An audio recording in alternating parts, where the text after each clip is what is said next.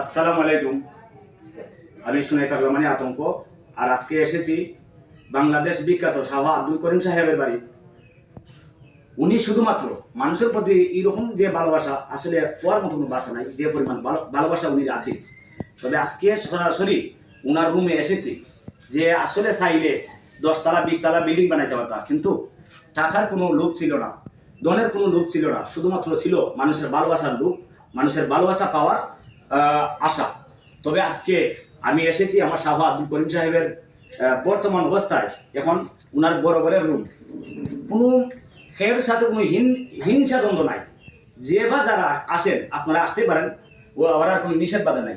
তবে আমি শুধুমাত্র কিছু প্রাকৃতি দেখাইবার জন্য আমি ওনার ডাইরেক্ট রুমের ভিতরে ঢুকছি। আপনারা সবাই যারা খেয়াল করুক। আর সবাই আমরা আসলে আমার শাহ আব্দুল করিম সাহেব, উনি আসলে সাহিত্য আসন আমার শাহ